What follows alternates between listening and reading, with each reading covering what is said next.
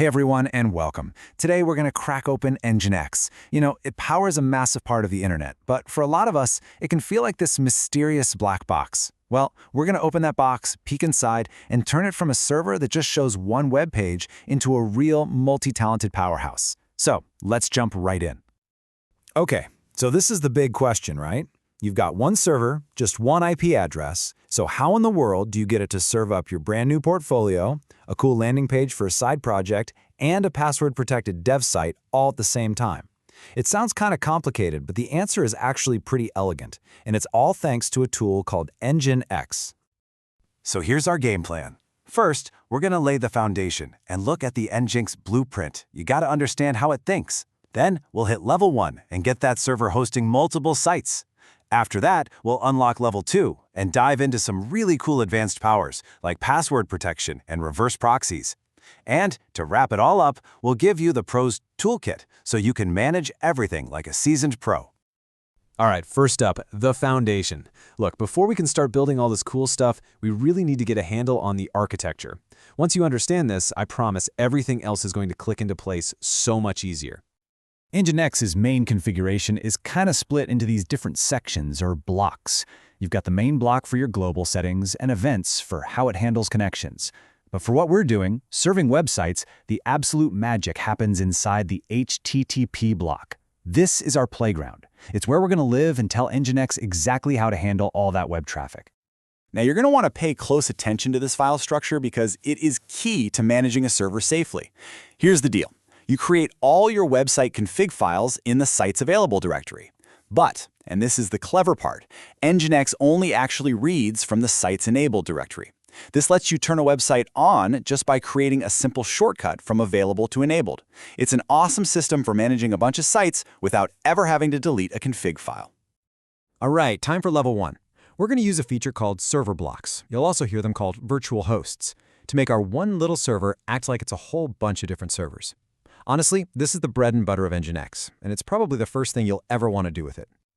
Okay, so here's our goal for this section. When someone visits cafe.coderservergan.com, we want Nginx to show them the files from the var www.cafe folder. Simple enough.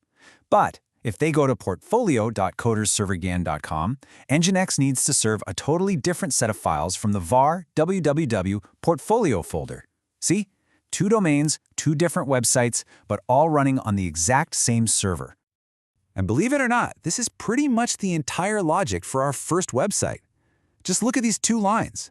The server name line tells Nginx, hey, if a request comes in for cafe.coderserverganjan.com, pay attention. This is the config for you. Then the root line says, great, now go find the files for that website in this folder right here. That's it. That's the whole magic. And for our second site, would you look at that? It's the exact same pattern. This is what makes Nginx so powerful and easy to scale. You just copy the file, change the server name to the new domain, and point the root to the new content directory. Done! You could do this for 10, 20, even 100 websites. You just rinse and repeat. Okay, we've totally mastered the art of serving up basic pages. Now it's time to level up. We're moving beyond just static files and unlocking some of Nginx's more advanced powers. We'll start with a little security and then get into some really smart traffic routing.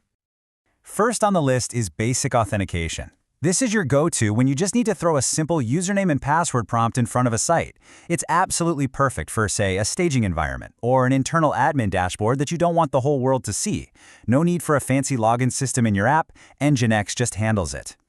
And setting it up is a breeze, really. It's just 4 simple steps. 1, you install a little helper tool. 2, you use that tool to create a password file.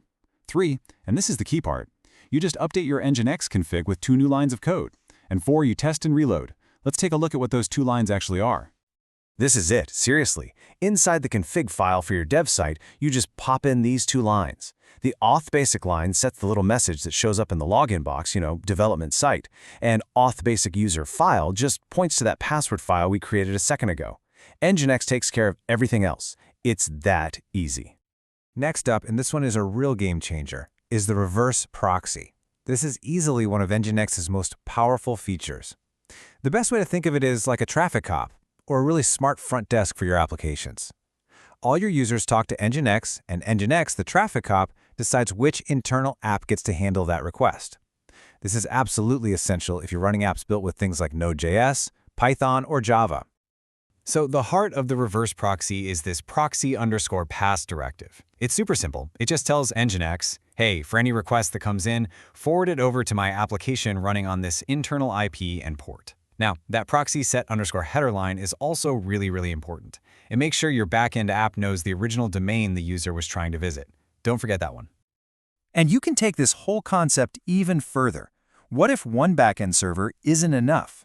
Well, you can define what's called an upstream block and create a whole pool of backend servers.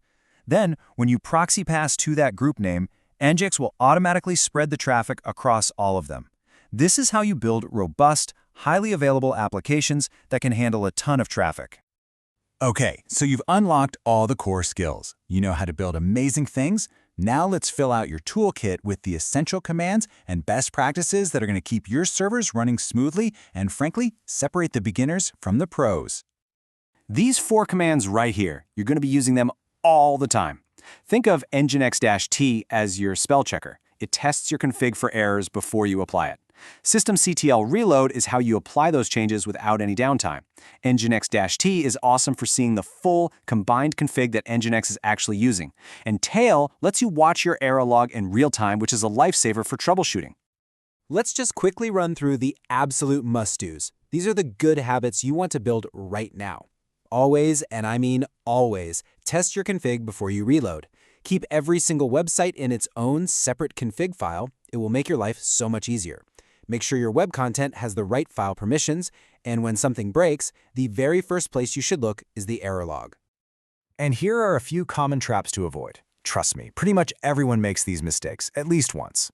Don't set more than one site as the default server, because you'll get really weird, unpredictable results. Don't forget those proxy headers we talked about, or your backend app might act funny. And this should go without saying, but never ever leave sensitive files like your password file readable by everyone on the server. Look, if you take only one single thing away from this entire explainer, please let it be this. A tiny little typo in a config file can bring your entire server crashing down. Running sudo nginx-t first catches those mistakes and has saved countless people from a really bad day. Just burn this command into your muscle memory. And there you have it. You've now got the core skills to turn one single server into an absolute powerhouse. You can host multiple sites, you can protect sensitive areas, and you can intelligently route traffic to all of your different applications. You basically got the keys to the kingdom. So the only question left is, what are you going to build first? Thanks for tuning in.